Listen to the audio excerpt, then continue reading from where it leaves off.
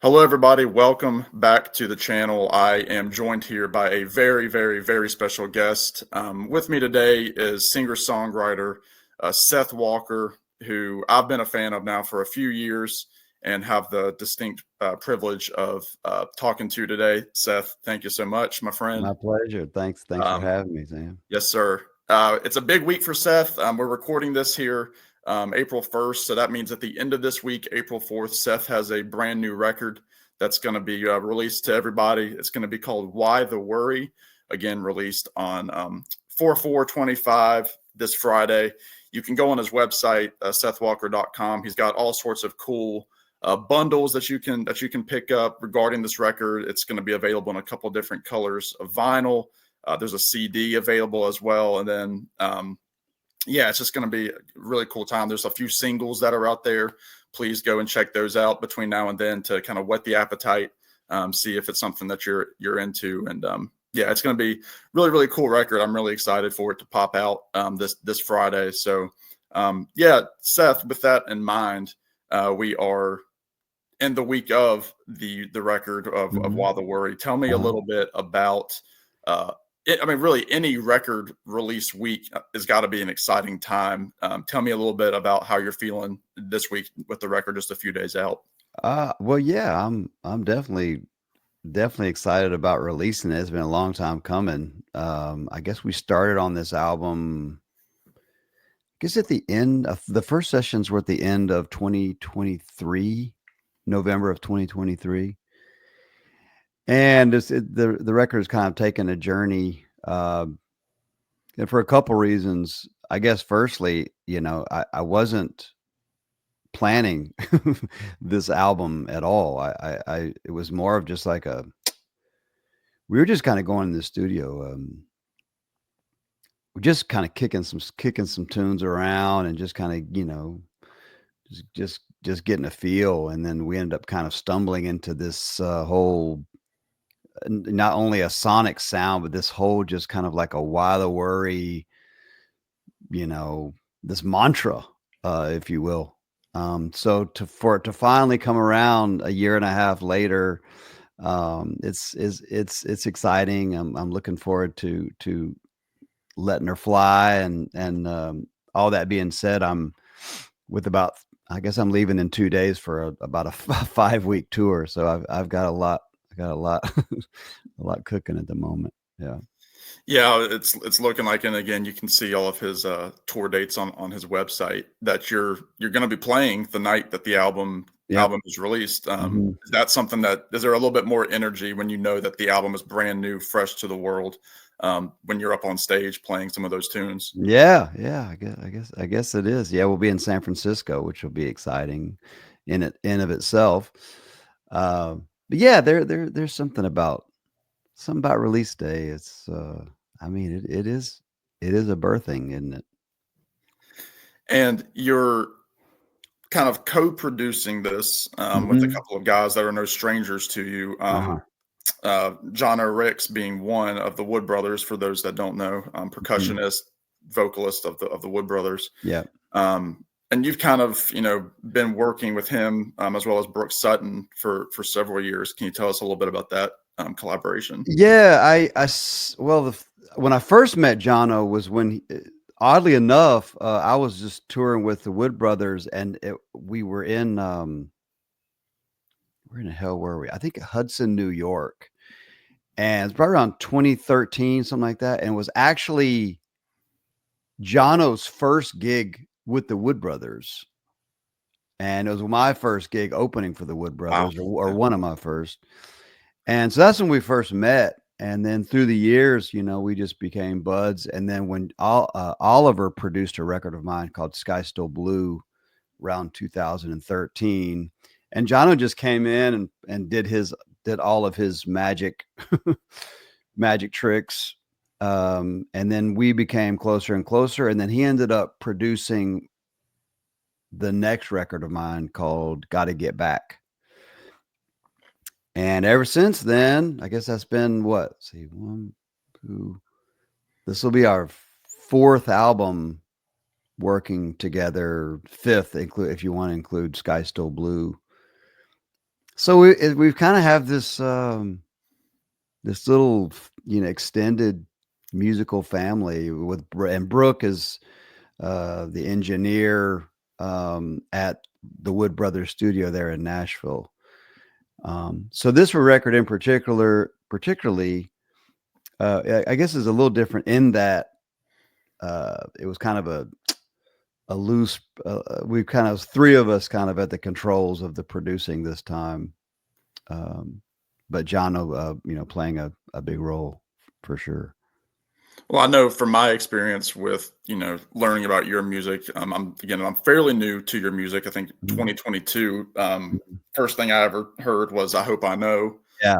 your previous record from 2022. And I remember Jono posting and, a lot of excitement behind that record and the production behind it. And I was like, well, if it's cool enough for the Wood Brothers, who I knew very well, it's Yeah. got to be cool enough for me. And sure enough, I Cool. jumped into it. And I think the first thing I ever heard from you was your cover of Warm Love by Van Morrison, which Cool. I'm a big Van Morrison fan. So I was like, well, Yeah. shoot, Wood Brothers, Van Morrison, I'm all in to this guy. Cool. Yeah. Yeah, so, I love um, band too. Yeah. but and it's always cool because you are somebody you're not afraid to, pay homage to other artists. I mean, you have covers on Why the Worry, Mhm. as well, and, JJ Cale, Bobby Charles, Al Yeah. Green. Are, do these songs, from this record, from past records, are those songs that have kind of stirred in you for a while? Is it ever something that's, newer to you where you think, well, I've got to put that on the record too? Yes, it's interesting that for many albums, I didn't have any covers on there. It was all originals. And then maybe as I've, with the Hope I Know record, there was a Bobby Charles, there was a Dylan tune and a Van Morrison tune. Um, I don't know. I kind of stopped thinking about or being too precious with my original, all of my original songs and these artists, God, informed me so much and inspired me. And um, with Why the Worry in particularly, I didn't think about it. I just we just went in there. I remember specifically doing that Al Green "Take Me to the River" was the first tune we did, just messing around, and I didn't really know how to play it the original way, which I I never really I've kind of always kind of done it off to the side in my own through my own way. But I remember going back into the control room and listening back to that, and I was like, whatever that is, I want to do a lot more of that. Mm. And so that song in particular kind of laid the blueprint for a lot of the sonic tone of the album. But speaking specifically to the covers, I try not to think about it too much, man. If I felt it, then it feels good to me, then it feels good. Yeah. And Yeah. that's the best way to go about making music too. I It mean, is. It is. there are bands and artists, especially like in the cover band world where they have to play things note for note because that's what that audience wants to hear. Yeah. If people want to go see a tribute to whatever band, that's what they want to hear, Sure. the radio version. But, guys that are out there, touring and they just feel the music, it's the same lyrics to the song, most of the time, but Yeah. they can take it any direction they want to. And Yeah. that's what's so cool. And for me, that's one of the coolest parts about live music is you hear these songs, like if I go to a Seth Walker show, I'm going to hear all these Seth Walker songs, and then I'm going to hear a Bobby Charles or, a Van Morrison song. And I'm like, oh, that's another Seth Walker song. And I'm thinking, no, that's just Seth Walker's style on an already great tune. And I don't need it to sound like those other guys. I need it to, that's what's so cool about it. Well, thanks, man. I try to find my own way with it. I grew up playing um, Suzuki cello, which is an all ear training thing. So you kind of, from the get go, you're kind of learning to kind of do it your own way. I never was like a guy that was like, I've never been on time. I'm, I'm kind of run a loose ship, but I think that leaves room for yourself, or anyway, your individuality to come out through the lens of another song, Right. Yeah.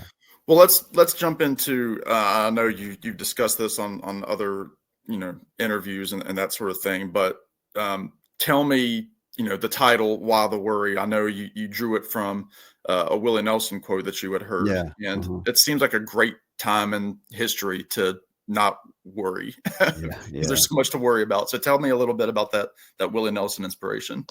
Yeah. I don't remember where I heard it originally. Was basically he's just saying that in his mind, worrying has never helped a damn thing. It's never done any service to us. It just exacerbates the problems. He's like, yeah, just quit cold turkey. Like, Yeah. I was like, the guru is giving us the word, and maybe it was just in my subconscious. And then I'd gotten together with Oliver, and we started messing around with the tune, and maybe we were both feeling that, because we're pretty tight, and we not only share music and our friendship, but we also can commiserate about the dynamics of being a performer and being on the road and trying to balance all this expectations, and there's a lot to navigate. And so we kind of kept coming back to this mantra, and it seemed to serve myself and my band and everybody involved with this record, to try not to freaking steer things so much. It's just you I don't know what that is in this, this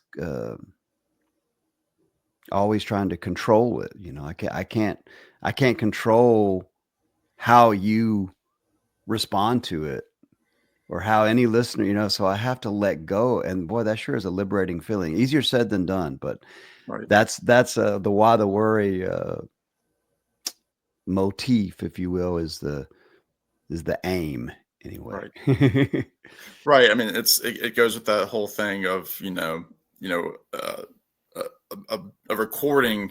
That's when you put the record out. When the record is out Friday, that's all Yeah, you can do to that record in that's terms of the it. recording, and Mhm. then wherever you take it from there live, in the years to come, however long you play these songs, Yeah. that's where you can continue to evolve and take on new meanings because things are going to happen in the world.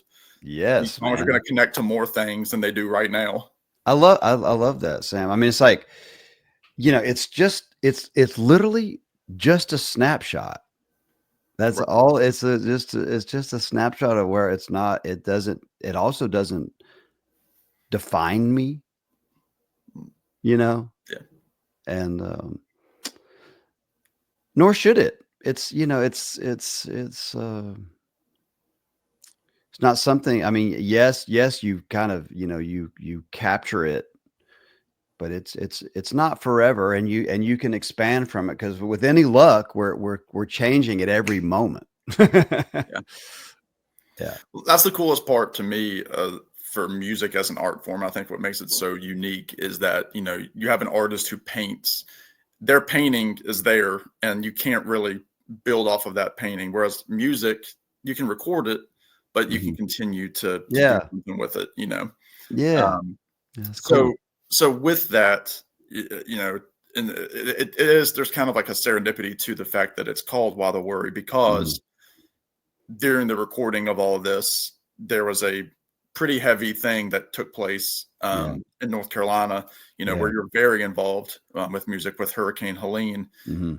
And I know my best friend and his wife live in Swannanoa. Oh, I have a good buddy in Hendersonville with his wife. So, I was getting pictures and texts and all sorts of, yeah. crazy images that didn't seem real. So tell me about that impact on the record and, what that's given to Mhm. it now as it's coming out, several months after that hurricane. Yeah, let's see. So that was September 27th. I was here.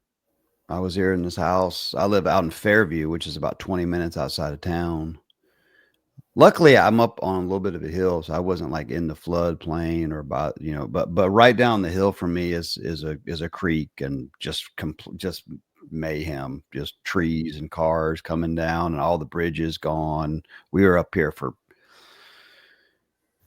we couldn't even get out of here for about 7 days. Couldn't drive out because the bridge was out. No electricity for 6 weeks. It was crazy. So with all that compounding and just the whole, just the,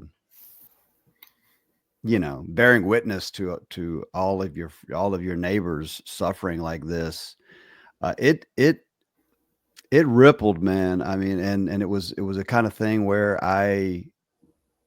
at one point I was so shaken by it all, I almost didn't put this record out.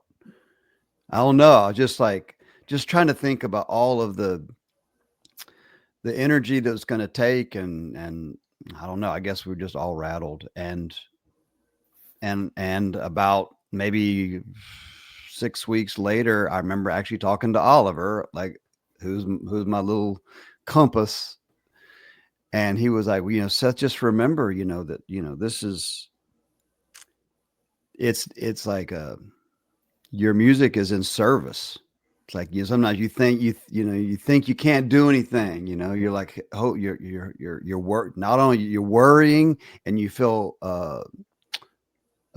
like you can't help, you know. It's like, damn. And then I just got reminded again that if I can just stay in service and the music, and just, and like, let that be the engine, let that be the, just get out of the way. Yeah. And that helped me, the long-winded answer to your question, that helped me get back realigned with the, you know, not only my whole music inside of me and my art form, but definitely the album. Yeah. Yeah. Yeah. I mean, you know, I was noticing too. I mean, I know your family is also very involved in, you know, North Carolina music. Yeah. And you all just had a kind of a big event over the weekend. Yeah. We did. With kind of, you know, some funds going toward victims. Tell me a little bit about, you know, that, but also, you know, how can, you know, the general public, how can your, you know, the fans of your music, you know, still help this area that, you know, is such a vital part of American music. I mean, it's really a cultural center. It really is. I mean, through all of that, it was really beautiful to see the community coming together. Even just my neighbors. I mean, we all met down at the bridge, and we hadn't even hardly met each other. There's probably 50 houses up in here, and those are some beautiful silver linings about people coming together. And you see it, you know, story after story. You know, charitable contributions and organizations. Beloved Asheville is one that has been just boots on the ground, helping tremendously. Another one called Restringing Appalachia, which is helping musicians who lost their instruments in the flood. My niece, my 15-year-old niece, she's amazing, Claire. She did a little benefit on Saturday, organized the whole thing. I'm so proud. And it was in relief efforts for this place called Riverview Station, which was this beautiful old building that housed over 100 artists, visual artists mostly, got gutted. And then we did one my dad put together down in Greensboro. This was on Sunday. It was a relief effort for Swannanoa specifically. So it is nice to try to help, you know. It is, and again, I encourage people to you know, look into those efforts to, you know, support those individuals down there that, you know, they are our neighbors. They are, you know, musicians like Seth. They are people that, you know, it was a tough blow, but the joy in that is that you do see those neighborly connections, those community, you know, organizations that come together. Sometimes you didn't even know existed. I know. I know. Like all my neighbors, man, everybody's cool. And I mean, it's another thing. It also kind of like it shines a light on just how isolated we can be, Yeah, like, and because we're all on these damn things, these phones, got our head in that, and we don't even say hello to our neighbors. right. And It's true. that was a wonderful little, um, you know, as I said, silver lining of it. Yeah, I mean, it's there's some great stuff that I've seen just Yeah, being up here in Virginia, just seeing it from afar, and ways that yeah, even my neighbors have gone down there and done that sort of thing. yeah. Um, to kind of wrap things up here, I don't want to take too much more of your time, but I Mhm, do want you to let us know kind of where we can see you. I know you're on the West Coast, like you said, you're leaving in a couple days. You're moving mhm, east, going into later in the spring. mhm. People are going to have a bunch of chances to see you this Yeah, spring. yeah, yeah. I leave on Thursday. I do like start off in the West Coast, like San Francisco, Sacramento, Petaluma, Napa, to Eugene, Oregon, Bend, Oregon, Portland, Olympia, Seattle, and then we're gonna hit. And I hook up with Oliver, and we're doing a tour like Indiana, Chicago, Milwaukee, Madison, Green Bay, and then I go to Denver and Boulder, and and then I'll come back and we'll do. I guess the closest. Where are you? You're in I'm what? in the Roanoke area in Okay, Virginia. Roanoke. Yeah, yeah. Yeah. Um, I don't have a Roanoke date on the books yet, but I know they're working on something. But I'll be in Asheville in June, Greensboro, Durham area in June, and it rolls on from there. It rolls on. Yeah. Well, I encourage everybody to go on the Seth's website, go to sethwalker.com, go see him on tour. Again, he's going to be all over the place. He does have the small tour with Oliver if you're interested in seeing that collaboration. But this Friday, April the 4th, Why the Worry is out everywhere. Go to his website now, go ahead and pre order it, buy every variant of the vinyl, buy the CD, buy everything, support physical media, and support artists like Seth out there who are going out there and putting some really good music into the world. So Seth, man, I really appreciate you doing this. Congrats on the record. Congrats on the tour. Thank you. Wishing you the best of luck in that, and hopefully it's very successful for you. Man, thank you, Sam. Pleasure chatting with you today, bro. You Yeah. too. All right, Yeah. everybody. We'll see you next time. See you later, buddy.